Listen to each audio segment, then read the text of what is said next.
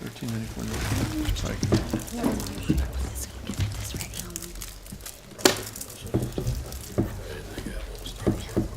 Sure. Who's our engineer or something? There is none tonight. Okay. Ready? We're going to get started.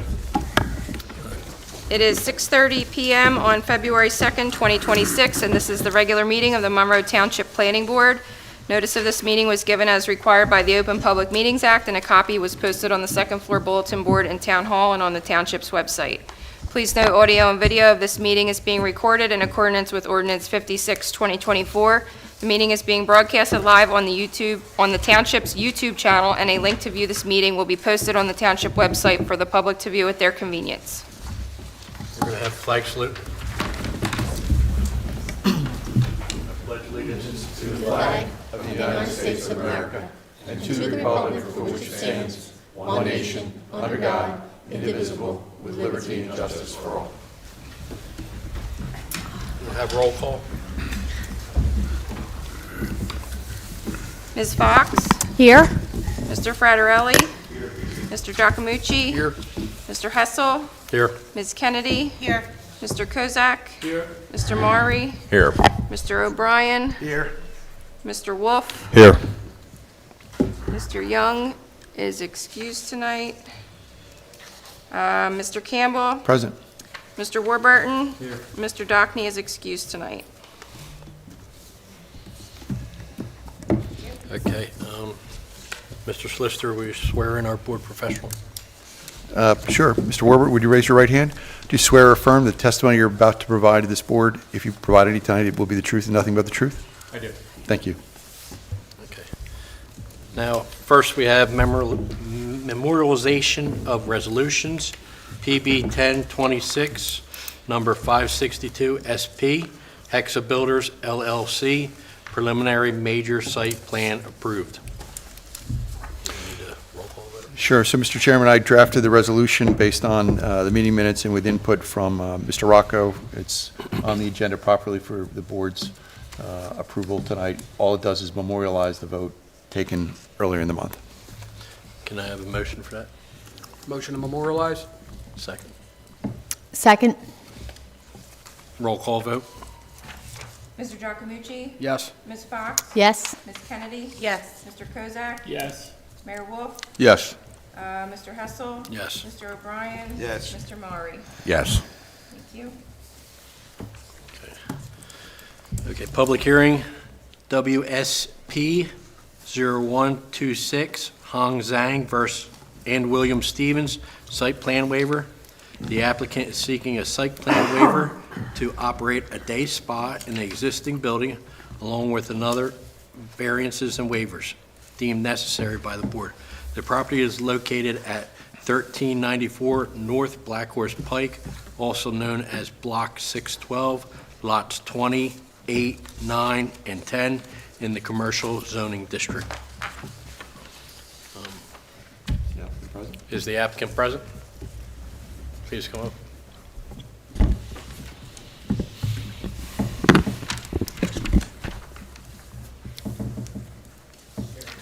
Our solicitor will swear you in. Sure. So, for the record, could you provide us your name? William Stevens. And please raise your right hand. Do you both swear or affirm that the testimony you're about to provide this board is the truth and nothing but the truth? Yes. Thank you.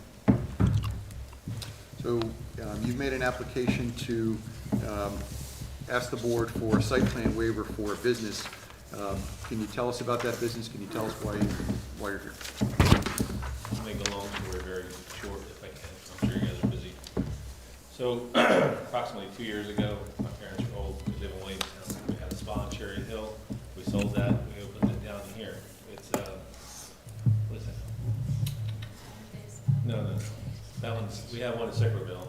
So we opened one in Fantasia. I forget what it's called, Pavilions or whatever. It's at 1809 Black Horse Pike. We did it so we could actually be closer to my parents without telling them why we were here, because now we go see them every day. Anyway, we didn't expect it, but it took off very well. The business does phenomenal. We have 32 people scheduled for Valentine's Day already. It's 2 weeks off. We don't like our landlord, so we bought this building right over here at 1390, I forget what it is, 13, thank you. And we're actually trying to move the spa over to this location. What we do there is they do a tremendous amount of facials, couples massage, you can do singles massage too.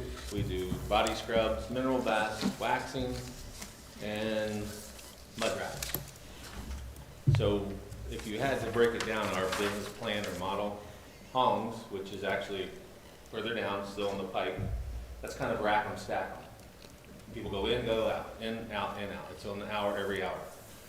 This one, Fantasia, is actually more of a, I'd say couples, because 90% of our customer base is couples. It seems to work. We just hit that sweet niche spot. Now, Nana, as she likes to be called, her real name is Hong. That's why we named the first one after her. That's a whole nother story.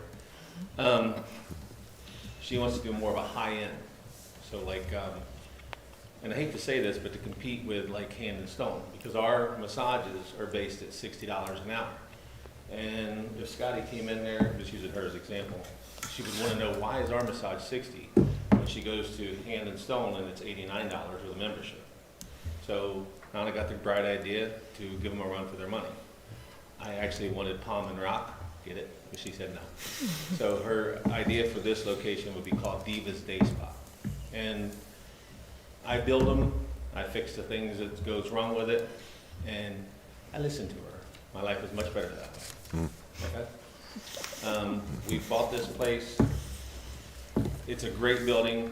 I'm a contractor too, but whoever built it and redid it did a phenomenal job. No contractor ever says when somebody else did something, that's just the way they are. But I've been in there 100 times. The guy did a great job. We're trying to get the variance split up. The only thing that we're having a problem with, and not a problem with, I would say, is the MUA says yes, but then the board members told us that they would not let Dollar General have to do a septic, I believe. So I went in there and talked to them, and they said, yeah, they had to do a septic. Now, our engineer, I guess he spoke with Amy, is that correct? The gentleman, and he said, you know, pending, it's either gonna be the MUA or the regular septic. I myself would rather have a regular septic. It's easier, I can do it myself, I don't need that. But the nice thing about the MUA is if it does go through the MUA, we have zero maintenance for it. And I figure if they're not going to approve Dollar General, I don't see where they would approve us, but that's just here nor there. But we did buy the building. The building's designed to have, do you all have the copy of it? Mm-hmm. Okay, I didn't know if they have it. It actually is designed to have a facial room, couples room. It has all the different rooms located on what it is, parking for 6. It's actually parking for 6 now, it's gonna be 7, 8 when it's said and done. The only thing that's not on there is like to fence it because it's more private, you know what I mean? I think that's it. Is there anything that I didn't cover that you folks would like to know? What would your hours of operation be? Well, if it was up to me, 9 to 5. It doesn't really work that way because people don't get done work till 5. Nana said 9 to 7, and then we wanted to do like 1 day a week, because I noticed the dog groomer, they close on Monday. Because right now we're doing 7 days a week, and we're exhausted. I mean, her day starts at 5 o'clock. I'm not going to kid you, she has a control disorder for cleaning. It's a great blessing for me, because everything's always clean, but at 5 o'clock in the morning, she's out. She cleans 4 stores, our home, and then she's at work by 9:30. So you may see her, you know, a car. She also has a house in Florida too, because our daughter goes to school there. So if you ever see a car there with Florida tags, it's her. And if you look, like I said, I build them, I make a mess. She cleans them, and she is very OCD about things. You're more than welcome to go to any of our stores and check. She's there every morning cleaning something. So. Does anybody have any questions? Sure, I have a couple questions, Mr. Chairman, if I may. Yes, So, the address of the property is 1392, I'm sorry, 1394 North Black Horse Pike, right? Yes, sir. And you're right in the corner of Black Horse Pike and Laurel Ave. Yes, sir. It's an existing building, Yes, sir. and you don't propose to change the footprint of that building. Not at all. And you don't propose to change the point of ingress or egress from Laurel Avenue, correct? Not at all. How It's much, actually perfectly set up. I don't know what it was gonna be. We were told that it was supposed to be a hair salon, but for whatever reason, it didn't work. I don't know. how much parking is there? There's 6 right now, but we have room for 8. Okay, And under the 1,300 square feet, I think we need 7. But I didn't know if that counted our parking too, so figured 8, one more with extra. is there sufficient parking to support your anticipated business? Yes, sir. Okay, so I would caution you that if you expand the parking, if you expand the impervious coverage, that might require you to come back here, I agree. okay? Can I ask a question? Sure. If they did it in impervious pavers, would it matter? I think you'd have to talk to the code office to make that determination. That would be tariff, the zoning? Uh, Even if it was stone for our personal parking, Yeah, I'll figure that out. the point is that a site plan waiver is granted when there's basically no change to the footprint, no change to the intensity of the use, and it's just a tenant coming in and a tenant coming out, right? Or an occupant coming in It's and coming out. perfect for what, the way it's set up right now. If you We don't pla- need to change anything. If you plan to the more you might propose to change things in the future, that might require you to come back. That's my only point. And so for the board to grant your request, I'm asking questions to confirm that there's very minimal change that you're making. You're not changing the footprint of the building, you're not changing the impervious coverage, you're not changing points of ingress and egress. Parking is adequate, you don't need more parking, you don't need any more parking. Yes, sir, you're right. So you talked about sewer. Right now, you're not hooked up to public sewer, right? Okay. Do you have public water? I think we do, because it's right there in front of us. Okay. I mean, do you know whether or not the site is on a well or public water? There's no well, so it would have to be Public water, public. right. So that, okay. Is there space on the property to put a septic system if you need to put a septic system in? Absolutely. They actually already have what was they used to be called years ago? It wasn't a septic, it was a, Cesspool? thank you. And it works, it's great, but the problem is you can't use that anymore. So need be, we could just tear that out and put another one in. Okay. So depending on what changes you might need to make, if you have to put an on-site system, you may have to come back. I just want to caution you with that. You may not. Maybe you can drop it in very easily, you don't need to reorient anything. But that's for the MUA to decide what would be required, and then the township staff can evaluate whether or not you need to come back here for that. Okay, thank you very much, we appreciate it. Thank you for your help. I don't have any other questions. Does anybody else have any questions? I had a quick one. You said that you had an existing business in Williamstown? Yes, And what was the address? it's 1809 Black Horse Pike. Okay. It's unit number 10. Okay. Pink sign, black letters. Williamstown Commons, right? Used to be Dynamic Tents building. You guys remember that one? Yeah, I know Right it is. there. And like I said, it's a great place. The co-tenants there are wonderful. I couldn't ask for better neighbors. Just don't like the owner. So, I know I shouldn't say that, but it's a fact. Okay? Nana said to keep both, but you can't have really 2 stores within a mile of each other. That doesn't make any sense. So the plan is to, when this one is open, to start diverting people over and then sell it. Okay. Can I get a motion to open up the public? We need to open it up to public. Motion. Second. All in favor? Aye. Aye. Does anybody from the public like to speak about this? Motion closed. Motion to close public portion? Second? All in favor? Aye. Aye. Thank you very, very much. I appreciate it. Well, we still got to vote on it. Yeah. But, okay. So, Mr. Chairman, if a member of the board were so inclined, you can make a motion to approve the site plan waiver with the understanding that if there's any significant change to the site, including potential change in terms of on-site septic versus public sewer, that the applicant may have to return for further review. Can I get that motion? Motion? Second, anyone? Second. A roll call vote? Okay. Mr. Maury? Yes. Ms. Kennedy? Yes. Ms. Fox? Yes. Mr. Giacomucci? Yes. Mr. Hessel? Yes. Mr. Kozak? Yes, subject to, like the attorney stated, with the septic. Mr. O'Brien? Yes. Mr. Wolf? Yes. Okay, you're approved. Thank you so much. Good luck. luck. Good luck. Good luck to you. Okay.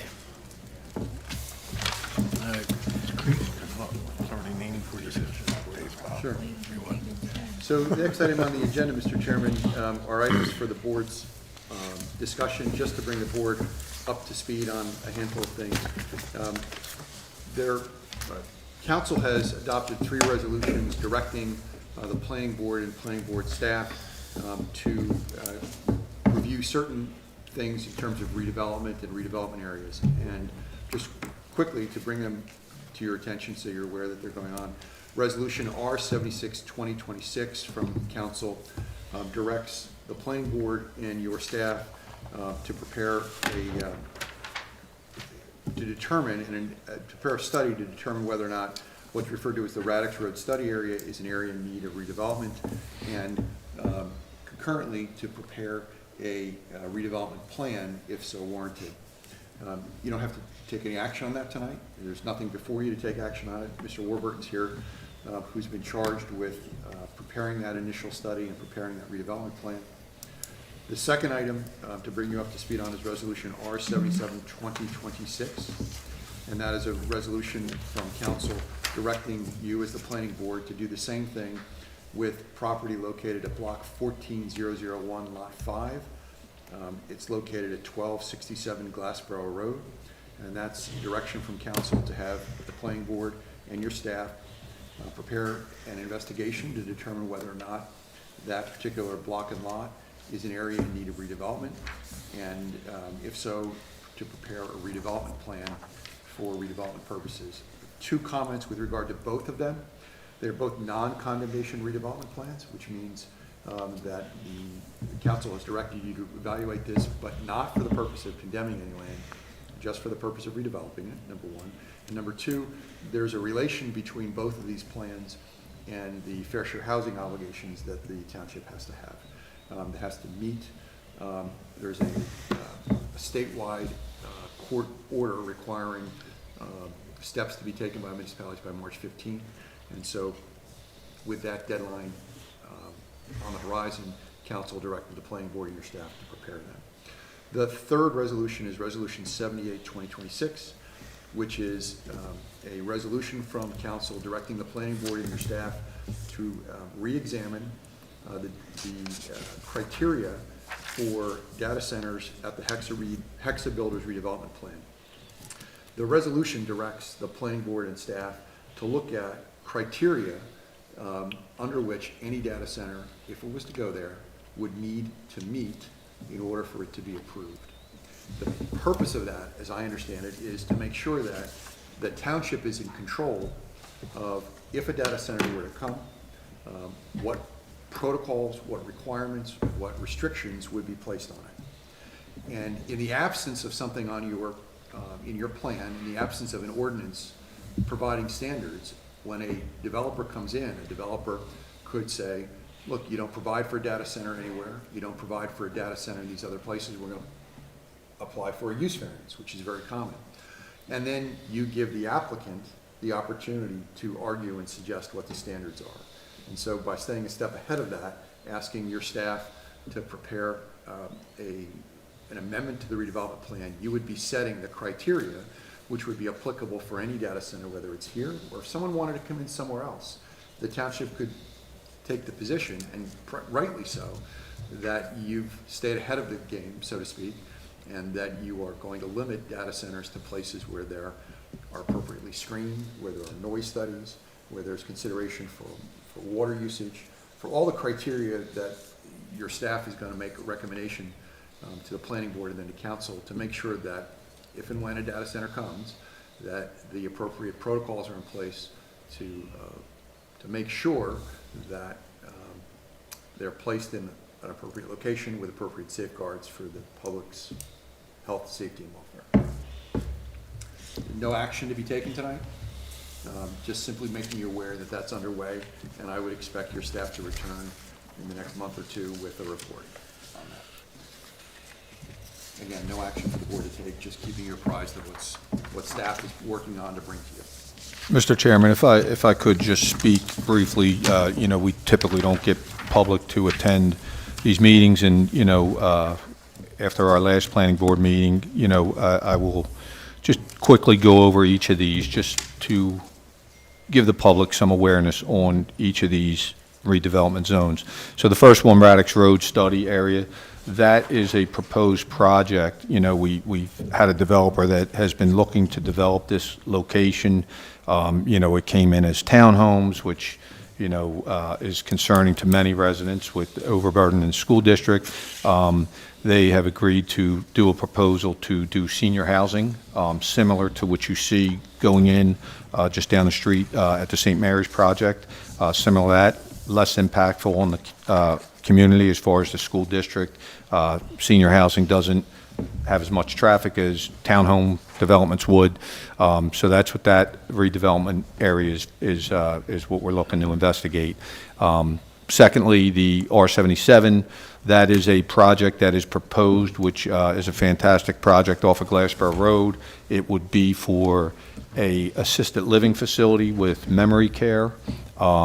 Again, very minimal impact on our community, no impact on the school district, really no impact on services, because it would be a private thing that would sit back off of Glassboro Road, which would ultimately back up towards the bike trail, but we have protections there from our Parks and Recreation that there's certain buffers that they would have to meet, which they could meet. So that's those two. And then obviously everybody knows the Hexa project.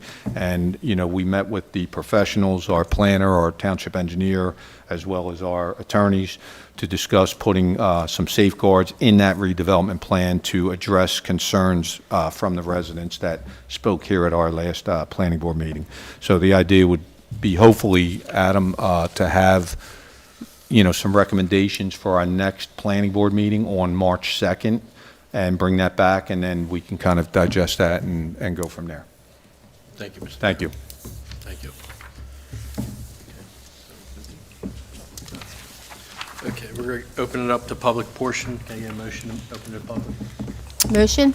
Second. All in favor? Aye. Anybody from the public like to speak?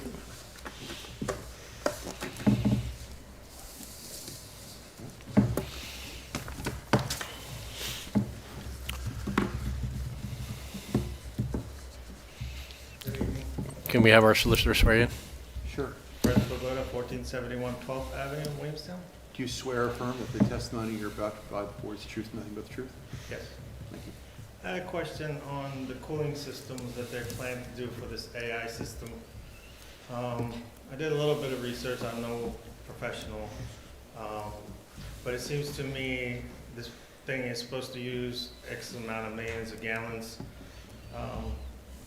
What are they gonna do with the water that's used? Are they gonna dump it into the creek and create a higher level of water going downstream? The water is obviously gonna be used to cool the systems, and that water is of a higher temperature that's getting dumped into the creek for the wildlife. I've lived here for 30 years, enjoyed Williamstown. I moved here, said I was going to be here 5 years. 30 years later, I'm still here because I like Williamstown. I like the rural aspect of it. I have no issues with progress. I understand that. But it seems to me this is being put in a place that it shouldn't be, of the size that it is. I've been to warehouses in Cranberry, and you break your neck trying to look at the top of these things. Is this what we're gonna have in the middle of a flat plain? This giant building that's, as you're going down the pike, enjoying the wildlife aspect of southern Jersey. Are we gonna become Cranberry now with these massive warehouses? That's all I have. Thank you. Sir, what was your name? I'm sorry, I missed it. Fred Svoboda. Fred, so the only thing I can tell you is, right now, there is no proposed AI data center. I know there's a lot of stuff out there. The application that was approved at the last planning board meeting was for warehousing and distribution, not an AI center. That does not mean that in the future, if they attract a tenant, because there is no tenant at this time, if they attract a tenant that wants to build an AI center, data center, whatever we want to call it, they have to come back in front of this board, and that's where there will be expert testimony on the specific things, like how are they cooling their systems? Is it a cool water loop system? And that's also what we've tasked our professionals now to do by council sending this back to possibly amend the data, or the redevelopment plan, to look at placing safeguards in there to get more knowledge on that, and maybe place those safeguards in there so they're not dumping water and things like that. Obviously, we're going to protect the environment. Obviously, there's a lot of restrictions in that area already from the DEP, the wetlands, pine lands. So it's not like they're just going to jam this thing in there and say, oh, we're going to do whatever we want. There's going to be restrictions that are from the DEP. There's restrictions from the wetlands. There's restrictions from the pine lands. There's restrictions from New Jersey DOT that they still need all those approvals. And if they do attract a tenant that is a data center, they have to come back in front of this board and testify and have all expert testimonies and come up with a, environmental impact plan and things of that nature. But we can't put the cart before the horse, because it may not be a data center. Right now, it's proposed warehousing. So, I understand that, it's just concerns. yeah, and again, that's why, after the last planning board meeting, there was a lot of people here. I know everybody, was hammering home the data center. And again, I don't want to say it's not going to be a data center, because it depends on who they attract. If it is, it will come back in front of this board, but we are going to try to get in front of it, because we did hear the voices at that planning board meeting. And I know a lot of people weren't happy that night because there was a vote taken on it, but the vote was for warehousing. And it met all the laws, so the board does not have a decision to say no to that, because they are meeting all the laws. Now, that doesn't mean that after that meeting, we met as a group, again, with our legal, with planner, with the township engineer, and we were able to discuss, is there a possibility of amending this? And that's what this study is going to do. It's going to look into how we can amend this and how we can put safeguards to ensure the public that it's going to be safe and not, hurting our environment and not hurting our residents. So that's where this study's going to go. Hopefully by March 2nd, that study will be completed, and we'll have more of that information, and you could see the safeguards that we will adopt, if there are any, to put into that plan. But I'm sure that there's going to be some safeguards that are going to be put into that, and to our legal advice, that sets us up for the future if they want to go someplace else. When people come in and say, hey, we just don't want any data centers in Monroe Township, we cannot do that. Legally, we cannot do that. And the only example I can give you is years ago, nobody wanted strip joints or adult bookstores in their town either, right? But because it's a lawful business, whether you like it or not, it's a lawful business, we have to designate areas within our community that those type of businesses can go in. We have to, by law. So, it's not that we could just sit here and wave a magic wand and say no data centers. We're not allowed to legally do that. Correct, Mr. Campbell? Yep, that's correct. I understand that, it's just, like I said, I know progress moves on, but it just seems like this is oversized for the area. That was my concern, it's just, I have no problem passing like a normal size warehouse, you pass them by, you don't even pay attention to them. But these giant cubes that they're putting up, if it's gonna be something like that, it's just gonna ruin the look of our rural community that Williamstown is. All right, thank I you. appreciate your time. Thank you. Thank you. Would anybody else like to speak?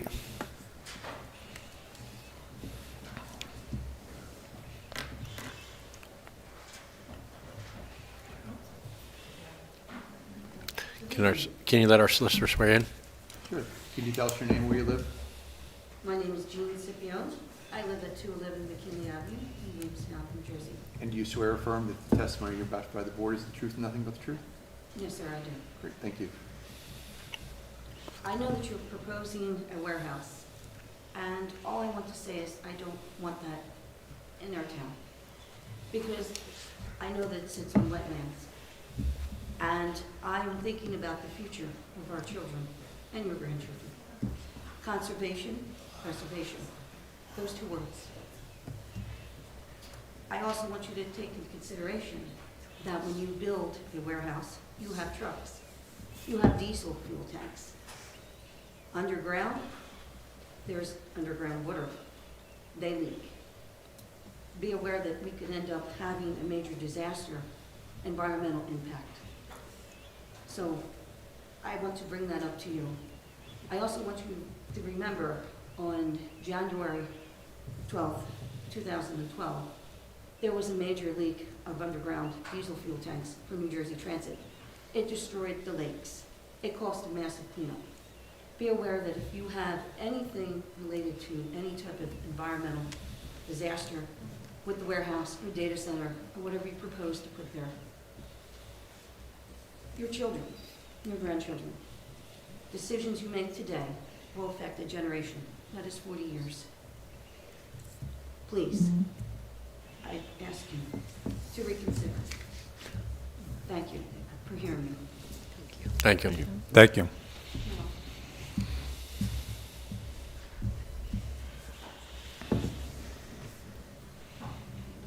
Hello, can our board solicitor swear you in? Hello. For the record, can you tell us your name and where you live? Sure. Joan Baines, 3236 Jackson Road, Williamstown. And you swear or affirm the testimony that you might provide the board is the truth and nothing but the truth? I do. Thank you. Thank you. Again, with the warehouse, and I am calling it a warehouse, not a data center, because that's all we know it is right now. The two warehouses, the two buildings. Yes, one Yes. project, yes. Okay, I don't, you can't see this, but you're the, engineer? Plan, yes. No? No. How about if I hand it to you, because you're the one that's going to be making the recommendation? Here, I can Sure, take it. Chair. I can take it.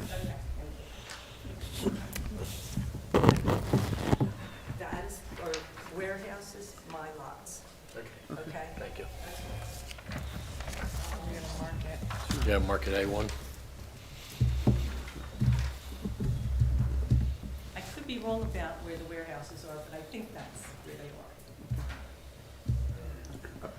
I know that's where my lot is. So just for our meeting minutes, I'm sorry, your last name again? Baines. Mrs. Baines has handed up a schematic, looks like the tax map that Yes. shows what appears to be where the Hexa site is, and it shows, and it's marked where her properties are on Jackson Road. It's 2 lots. Correct, correct. Yep, okay.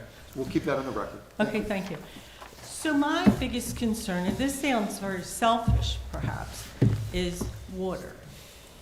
We have wells, and I don't want my water polluted. If there was any way that I could have access to public water, I'd be very happy. You wouldn't hear from me. But I realize that's very difficult. I don't think there's any plans in the future for bringing water to Jackson Road.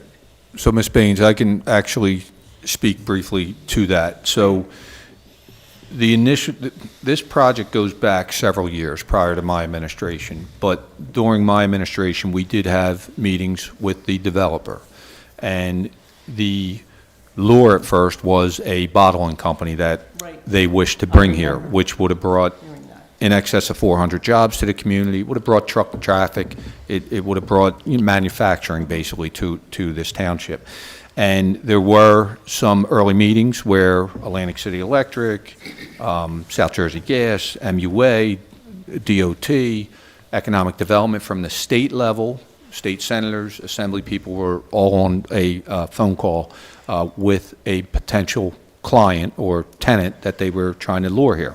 And I've stated this before, the tenant did not identify themselves. They identified themselves with a code name Iguaza, which is a waterfall in another country. However, they were setting it up to where they had specific needs, and they needed 1.4 million gallons of water per day. They needed to discharge, it's a lot of water, it's unimaginable. They needed to discharge 300,000 gallons of water per day into the sewer system. So what that tells you is the 1.1 million gallons was going into some type of container, bottle, whatever they were going to make, whatever company that was. To this day, I don't know what it was, but I know we were down to the final two, and they went to Philadelphia because they needed to be in the building by the end of '26. Okay. This project won't even have all the land use approvals by the end of '26. This is several years, so that's why they lost that tenant. However, when they met with the MUA, there's a, I think it's called a Form A, correct me if I'm wrong, if anybody knows the MUA form. The very preliminary application was sent to the MUA, and we do not have a large enough water allocation in Monroe Township to fulfill the 1.4 million gallons of water. However, there were discussions that the possibility to import the 1.4 million gallons of water through another source. We already import about 500,000 gallons of water per day from Glassboro, which... I remember that from the last meeting. Correct, which is from, I believe, and again, I'm no expert this, and the MUA is an autonomous body, that they're not with us. But I believe Glassboro purchases their water through American Water, which comes from another location. So, in a sense that we would either purchase that 1.4 million gallons of water, and they call it a wheeling rate, and we would just pass that charge and probably add a charge onto it, I would imagine, if the MUA was smart, which they are, they would add a charge onto that.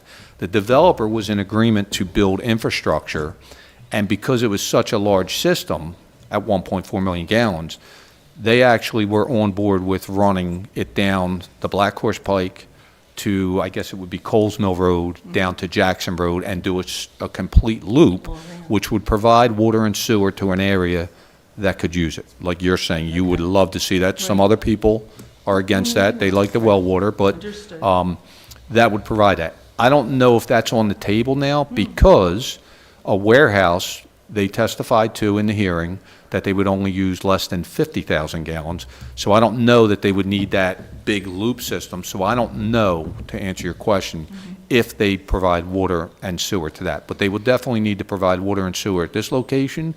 It would just be the amount, but now you're getting closer to your residents if you back up, and, you know, I don't know if it's possible for them to tie into Jackson Road off of that. I don't know. That would all come later once they figure out who they are drawing there as a tenant, and then B, how much water they actually need and how much infrastructure. But all that infrastructure comes at the developer's cost, not the ratepayer's cost. Okay. The problem with the later, and I understand, you're dealing with somebody who's going to build and they will come with that mentality, right? They're Well, they building have the no warehouse. approvals to build. They will secure a tent. That preliminary approval basically gives them a little bit of a security blanket that, hey, we're to this stage. Now we can get serious and attract a tenant, because a tenant, and let's say it's a major corporation, right? When you're talking a building of this size, you're trying to attract a major corporation, right? If it's a data center, you're trying to look at Microsoft or Google or Amazon. If it's a warehouse, you're trying to look at an Amazon or some other type of. Those companies are not going to invest and waste time and commit to them without certain approvals. So that's why this was a preliminary approval. Now they know that they can get X amount of electricity, X amount of gas from South Jersey Gas, X amount of water from, the MUA, whether it's coming from Glassboro or the actual MUA, but I could tell you our allocation is not there, talking to the MUA about that. But once they line that up, then they go market it to possible corporations, companies, tenants. And now the process starts moving, then they start coming, then they need to come back here for further approvals for all that stuff. The problem is, we might miss it. I mean, they might get a tenant and come back to you for approvals, and we miss the meeting.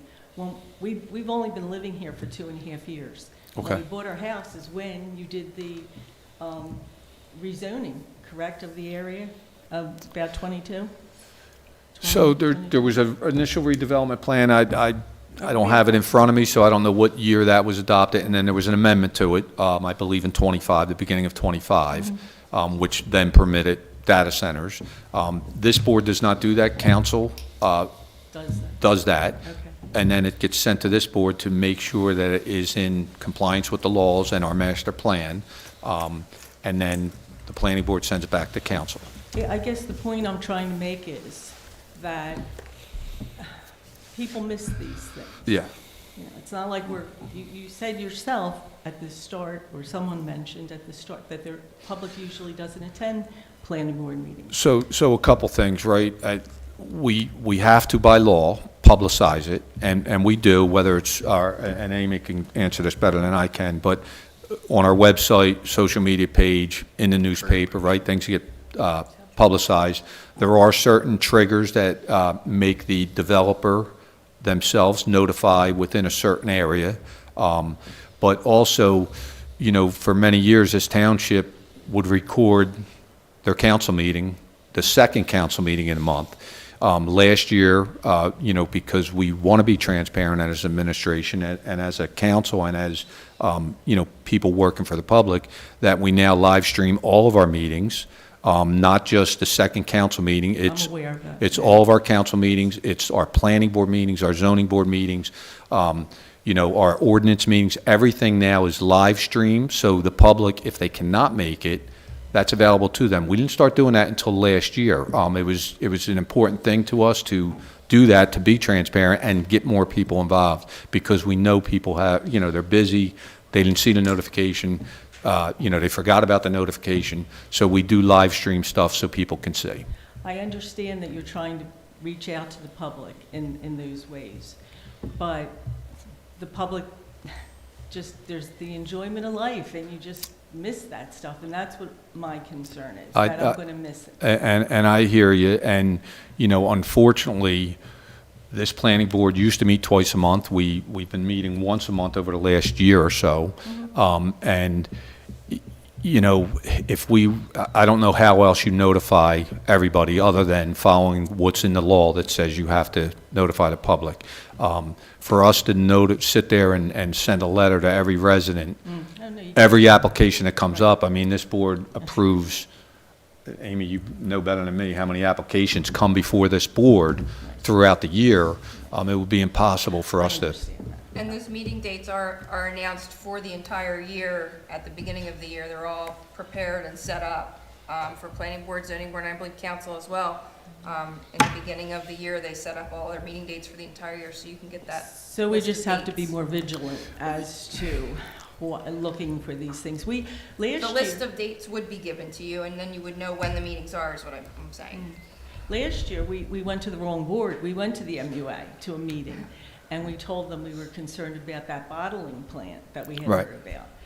And they said they didn't have any information about it. Yeah, they definitely have a Form A, because it's a formality that they had to. But we were told that Yep. night that they had no information about it. And it depends on when that was, because there was a struggle with getting an answer in the beginning. I don't know why it was difficult to get an answer. You can either do it or you can't do it. They knew nothing Yeah. about it, nothing. I could tell you they were in a meeting, and I can have my aide pull when we had that meeting, but that was That's all right. that was a couple years ago. Yeah, no. I'm just concerned that it's going to get pushed through, and water is very important to us. Yes. You know, so. Thank you. thank Well, you. again, I hope I kind of relieved you a little bit that the water wasn't actually coming from our wells or our pumps. Yes. Number one, if we needed that amount of water to come from our wells or our pumps, they would have to drop a whole new well, and that's a whole nother process. Like, the MUA can't just drop another well, they need DEP approvals, which takes, you know, from what I'm being told, would be like a 5 to 7 year project just to get the approvals from the DEP. It's not very easy.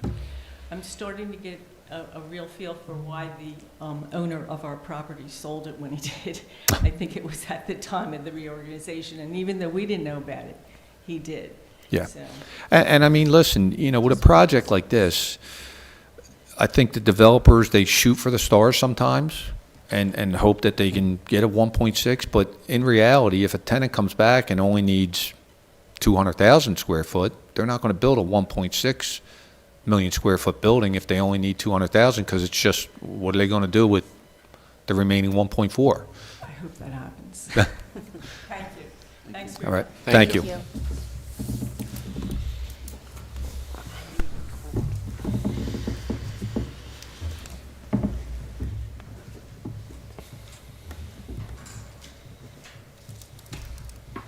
How you doing? How you doing? Can we have our solicitors? Yeah, for the record, can you tell us your name and where you live? Fernando Powers, and I live in 717 Mead Court, and I used to sit on the zoning board and so forth. Do you swear or affirm that the testimony you're about to provide the board is the truth and nothing but the truth? Oh, absolutely. Thank you. All right. So, I was over in, at the Pinelands Commission, and I presented my document, and they were surprised. They never even heard of the stuff that I have. And I'm going to share with you tonight. And this should be able, legally stop this whole project. So I'm going to share it with you, and you can then decide what you want to do with it. Okay? So, I got to get my glasses on. Oop, it was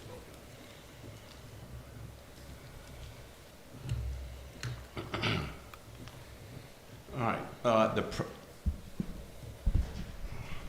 The presence of a beaver establishes a legal protected hydrological system. All right, my name is Fernando Powers, Indigenous American Indian, United States Marine Corps, disabled combat war veteran, former zoning board member for Monroe Township. I have several direct questions. Well, the applicants aren't here, so I'll skip that. And with the power of God Almighty, Jesus Christ, and the intercession of the Blessed Mother Mary, the Mother of God Almighty, I will start with my statement of facts to follow up with some simple questions. But again, we may not get into that. A beaver living in a stream on block 8401 is not minor ecological detail. It is a legally determinative fact under the Pinelands Comprehensive Management Plan, hereinafter CMP. Beavers are ecosystem engineers whose dams and ponds create hydric soils, persistent surface water, hydrophotic vegetation, expanded floodplain wetlands, elevated groundwater tables. Under the CMP, these features are regulated wetlands, regardless of whether they appear on older New Jersey DEP maps. This means the beaver's activity expands the area of protected wetlands on the site. CMP wetlands standards prohibit disturbance of beaver-created wetlands. The CMP wetland standards at NJAC 7:50-6.4 and 6.5 prohibit filing, clearing, grading, draining, altering hydrology, disturbing wetland buffers. A beaver pond is a wetland created and maintained by natural hydrology, and the CMP requires the natural hydrology be preserved. 1.63 million square foot warehouse would alter stream flow, lower water levels, increase sedimentation, disrupt the beaver dams, destroy the wetland system the beaver maintains. All of this are explicit CMP violations. Beaver wetlands trigger additional CMP protections for the wetland-dependent species. Beaver ponds support habitat for multiple species protected under NJAC 7:50-6.33, including pine barrens, tree frogs, barred owl, northern pine snake, foraging habitat, timber rattlesnakes, prey availability, multiple amphibians and reptiles. And of course, there's the red-headed woodpecker as well. If any of these species use the beaver pond, and they almost certainly do, the CMP requires denial of any project that would degrade or fragment the habitat. The warehouse would eliminate the hydrology that sustains these species. Beaver activity expands wetland buffers. Under CMP, wetlands requires 75 to 300 foot buffers depending on habitat sensitivity, because beaver ponds expand wetland boundaries, increase surface water area, raise water levels, create saturated soils beyond the pond edge, the legally required buffer expands as well. The expanded buffer overlaps the proposed warehouse footprint, making the project inconsistent with the CMP.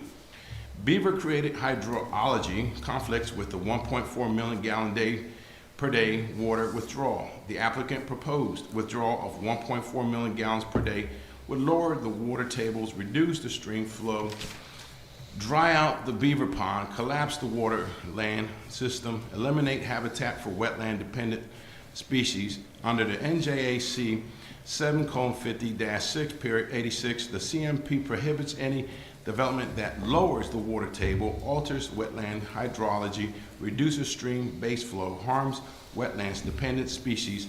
The beaver presence makes this impact unavoidable and fatal to the application. Beaver wetlands triggers federal jurisdiction under Section 404. Because the beaver creates wetlands and hydrological connectivity, the stream and pond are waters of the United States under the Clean Water Act. This means any disturbance requires a U.S. Army Corps of Engineers Section 404 permit, which I believe they don't have and will not be able to get. And I'll tell you why. The warehouse is not water dependent. A practicable upland alternative exists. Therefore, U.S. Army Corps of Engineers must deny the permit. The CMP requires federal consistency. If the U.S. Army Corps of Engineers cannot issue a 404 permit, the Pineland Commission cannot approve the project. CMP public interest standards cannot be met. Under the New Jersey AC 7:50-4.64, development must serve the public's interest. Destroying a beaver-maintained wetland system which provides flood control, water purification, aquifer recharge, biodiversity support, habitat for protected species cannot be justified by a private warehouse consuming 1.4 million gallons a day.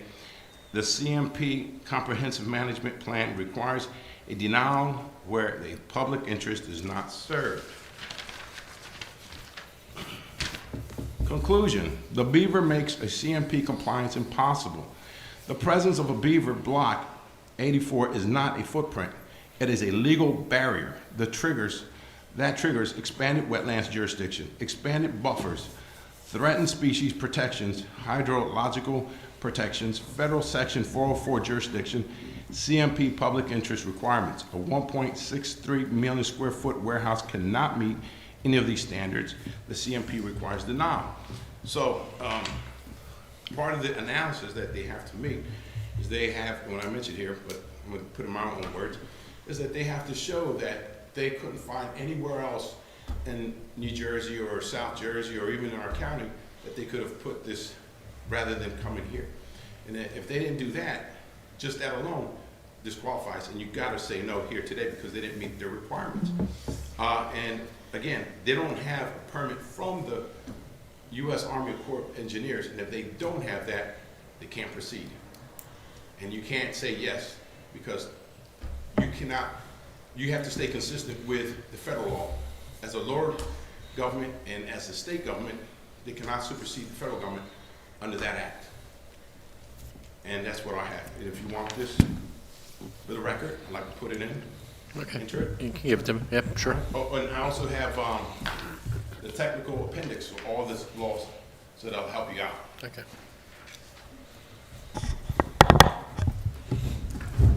Thank you.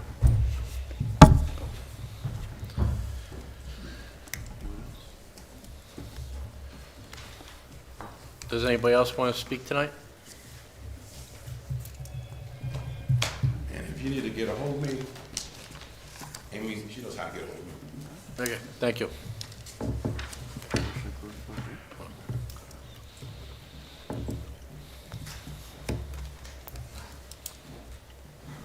How you doing? Gordon Baines, 3236 Jackson Road. Cecil. So, sir, do you swear or affirm the testimony you're about to provide the board is the truth and nothing but the truth? Yes. Thank you. My question is, go off the wall. It's our engineers working with Newmark. Newmark's the leasing company that's handling Hexa property. Hexa's only a small builder in North Jersey. They build small developments and stuff. Newmark builds data centers all over the place. They've come up with their name, our engineer's name on a couple documents. Is that collusion with? I don't know who Newmark is, sir. I don't know who Newmark is. Newmark's the leasing company for Hexa Development. Is it? Excuse me. This isn't anything to do with development, this is, the second page just says your engineer's name in there. Engineers also do real estate too and leasing. They have a nice webpage.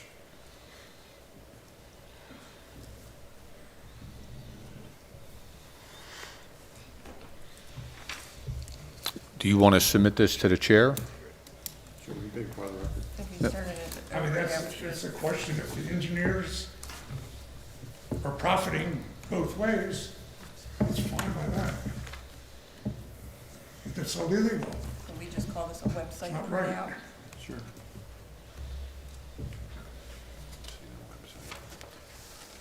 I was at a funeral earlier today all day, and I just got home and, oh, the meeting's tonight, okay.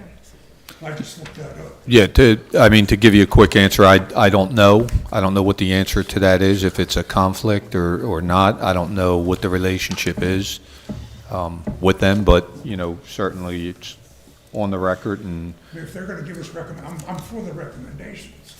I'm not against that, because nobody here is new, we're all new to data centers, warehouses and things like that, because we really don't have any in Williamstown, or very few.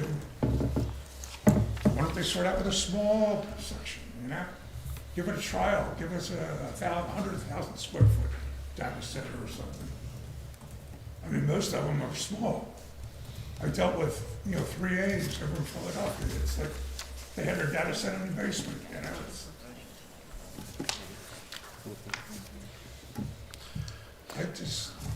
that's something to look at, that's all. yeah, and again, I mean, I think everybody's focused on data center right now. Well, warehouses.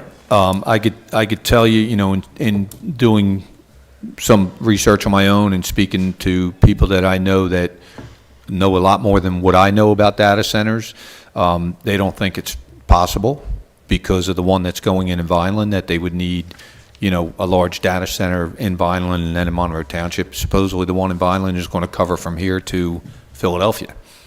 So I don't know if this particular developer will ever attract a data center. Again, the approval that was before this board at the last meeting was a preliminary approval for warehousing and distribution. They have the right to market it to whoever they can, but they got to come back in front of this board for further approvals. But until that, But we also have the right to say, we don't want a munitions company coming in. We don't want pornography coming in, right? well, no, we don't. No, that's what I explained earlier. So we do not have the right to ban lawful businesses from the township. If it's a lawful use, a lawful business, we have to designate an area within our zoning maps that permits that type of lawful business. So we can't just say, hey, we're going to block this type of business. And the example I did use was the pornography stuff, the, strip joints and adult bookstores. Even though no township wants that, or at least I would think that no township wants that, unfortunately, they have to designate an area within their township because it is considered a lawful business. So you have to designate in your tax map somewhere where they're permitted to go. Same thing with the data center, same thing with warehousing, same thing with residential. You have to designate those areas, and that's what. What you can come up with would be like lighting requirements, which I'm sure you're addressing, noise. Correct, and just so you know, when this board approved the preliminary application at the last meeting, they were not requesting what's called a variance to say, hey, we want to go with lower lighting or more excessive lighting or more noise, they met every requirement of the law. They did not request any variances. That's considered what's called a by right application, and therefore, this board decides on, is that by right application in accordance with all the laws that are on the books, and they're not asking for any variances, and that's where the board does not have the right to deny it. If the board were to deny that, just because we didn't want it in our backyard, which is called NIMBY, not my backyard, if we were to deny that, they would sue and this township would lose and have to pay damages, and the judge would overturn it. It already actually occurred prior to me becoming mayor back in 2020, I believe it was. There was a developer that wanted to build off of Bluebell Road, and residents came out, spoke out against it. The zoning board denied the application. The developer sued. The developer won.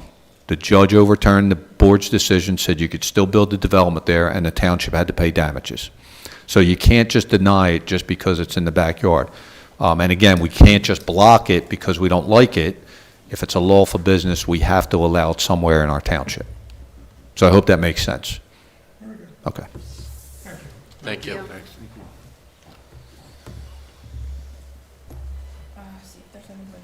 Yeah, I want But before you go a second time, is there anybody else that hasn't spoke that wants to speak? Okay, thank you. Okay, yeah, again, Fernando, from here, Williamstown. And I heard what you just said, Mayor, that you guys don't want to get sued, and I understand that. So I'm giving you the ammunition so that you won't get sued. With this, they didn't meet this requirement. You don't have to approve because they didn't meet this requirement under the CMP.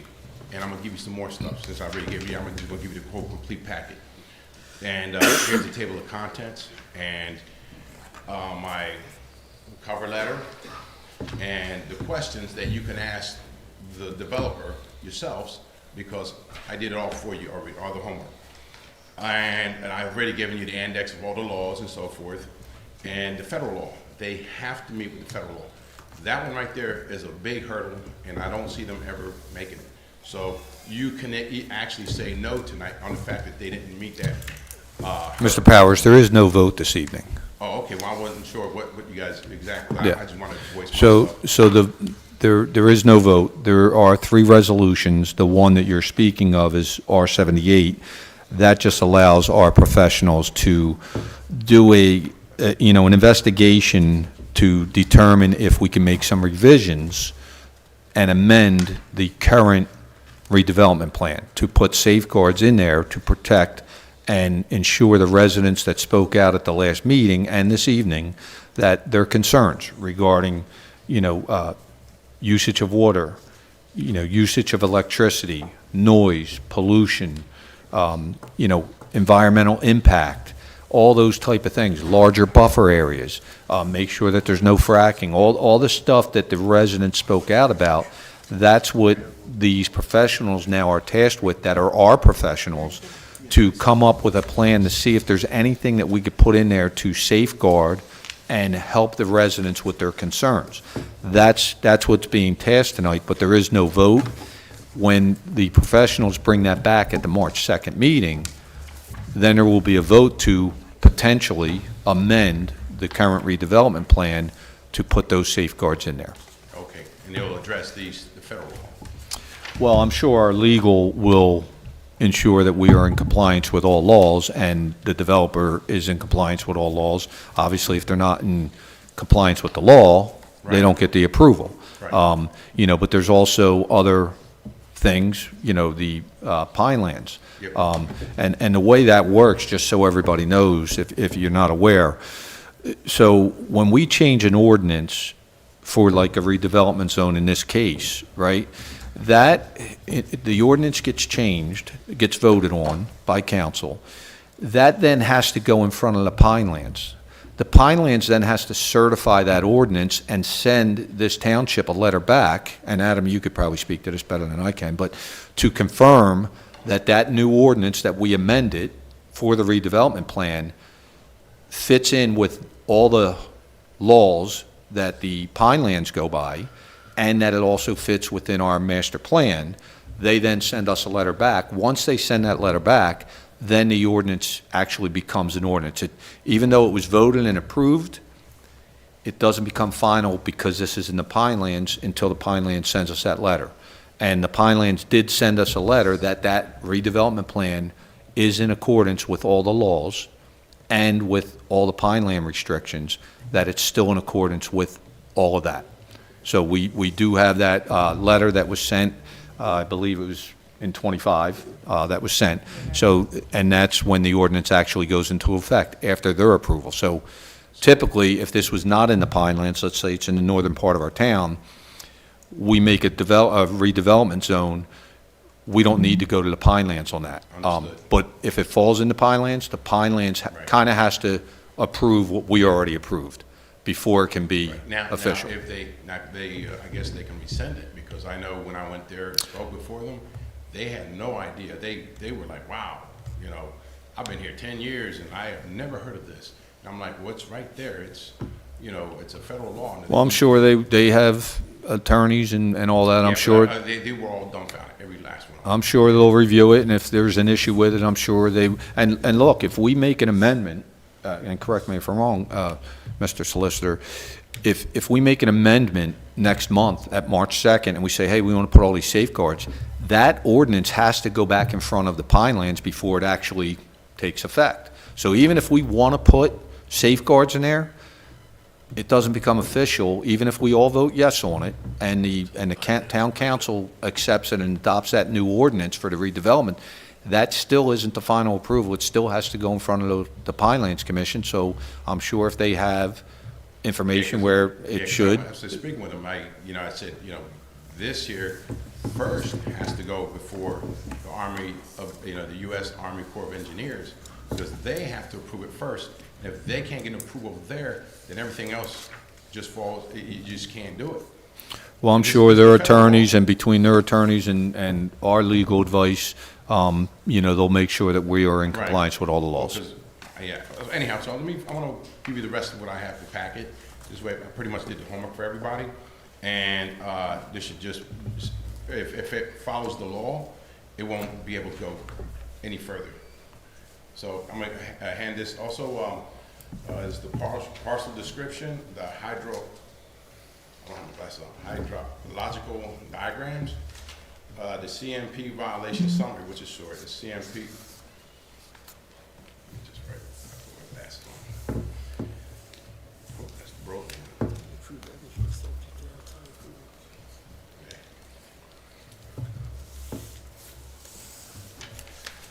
So the CMP violation summary, okay, the project violates the CMP wetlands protections, the CMP threatened species protections, the CMP aquifer protections, the CMP stormwater requirements, the CMP public interest standard, and the NJDEP wetland rules, and the Clean Water Act Section 404.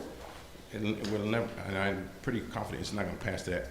So, and then the federal section 404 analysis, under the 404B1 guidelines, a warehouse is not water dependent. Upland alternatives exist. Wetlands would be degraded. Public interest is not served. Therefore, under the U.S. Army Corps of Engineers must deny a permit, and the CMP requires federal consistency, and Pinelands Commission must deny. So that's what I gave them, all this here, so you're going to get the same packet. In conclusion, the evidence demonstrates that a beaver is actively maintaining wetland system on the property. The wetlands are jurisdictional under CMP, NJDEP, and federal law, not just local, so everyone has to comply. The two building 1.63 M, the buildings, their warehouses, cannot avoid or minimize impacts. That 1.4 million gallons water withdrawal would collapse the hydrology, and the project is legally unapprovable at every level. The Pinelands Commission must deny application. So they have this, and I want to give you the rest of this so you have a complete packet what they got. If you would bring it. Thank you. Thank you.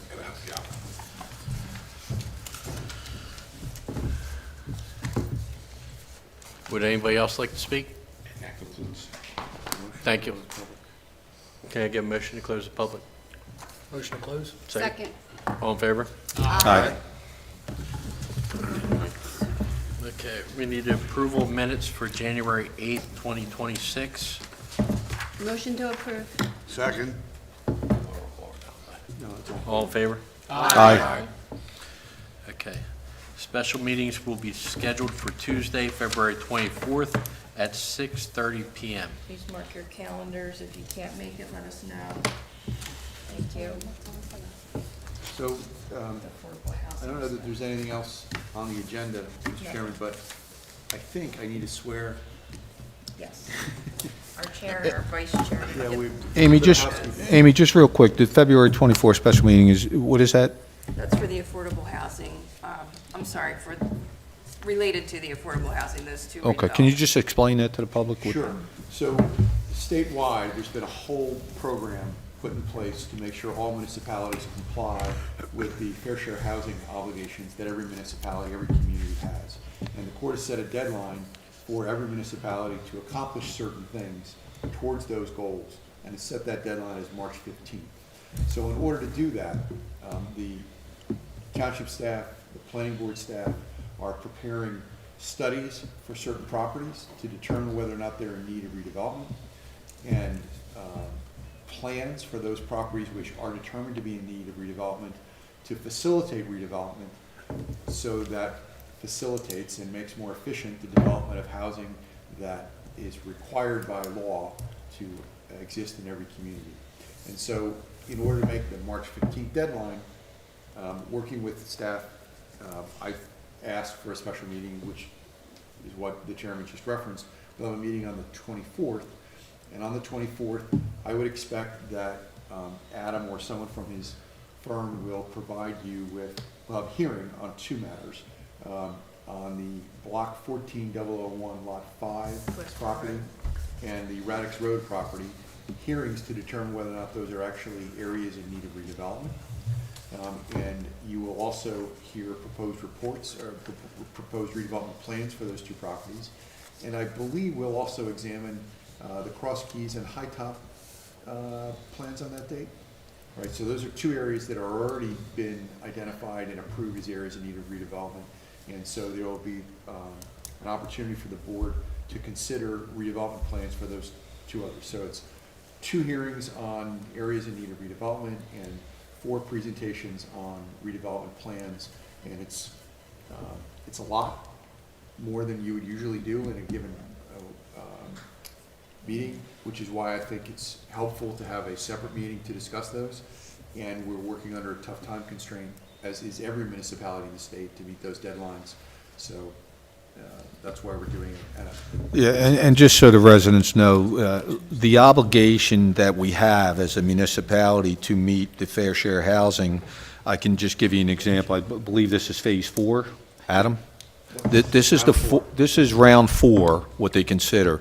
So this township has an obligation to meet the round 4 numbers. And I believe it's 304 units that we need to build 304 affordable homes in our community over the next 10 years. So what that translates to is when these developers come in and want to build a development, they usually designate 20% of those homes that they're building as affordable housing. So that equates to this township has to build 1,500 new homes over the next 10 years. That's 150 homes every single year for the next 10 years, just so we can meet this fair housing obligation that is on us. We don't like it. Unfortunately, that's the law, and we have to follow it. So I know nobody wants to hear that we're building more homes, but we have to. If we ignore the law, we lose protection. And Mr. Campbell, can you speak to that protection? So there's something called a builder's remedy, that if we don't follow the law and we lose the protection, it allows the developer to come in and build with much greater density, and without the restrictions of our zoning, our municipalities' zoning laws, so that they can build and they can go back to the state and say, well, the municipality didn't afford us the opportunity to develop and contribute to the a fair share housing obligation, so we want to do it on our own, and this is how we want to do it.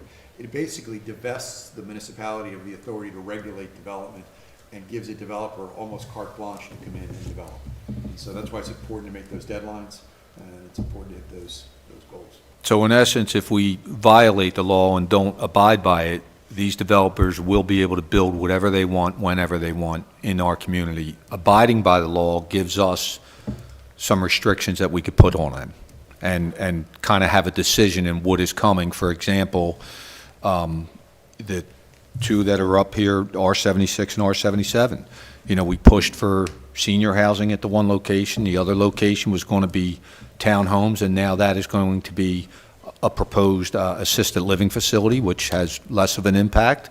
It also helps, and that's why we have to have these meetings, this special meeting, to get these numbers, because that will count towards our obligation that we have to present to the judge, correct, Adam?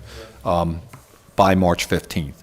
And that's why you see multiple redevelopment plans in here, because we have to have those numbers now down, and these significantly will contribute to those numbers, but it won't hurt our taxpayers because, again, there's no students in these two proposed buildings that are going to come up on R76, R77, and there's very minimal impact on services. So they would be two good ratables where there's not a whole lot of impact on the community. So just want to take this extra time, since there are residents here, to kind of explain that to you, so you guys kind of get a better understanding of what the township, how sometimes we're kind of handcuffed into situations. We don't like it, but it's the best option for the township, because if we don't follow it, we really open ourselves up for just building throughout our township that we won't have control of. Thank you. First, or do you have to do that? We can do it, adjourn, right? Yeah, you can do that for your turn. Okay. Can I get a motion to adjourn? Motion to adjourn? Second? Second. All in favor? Aye. Have a good night, everybody. Thank you.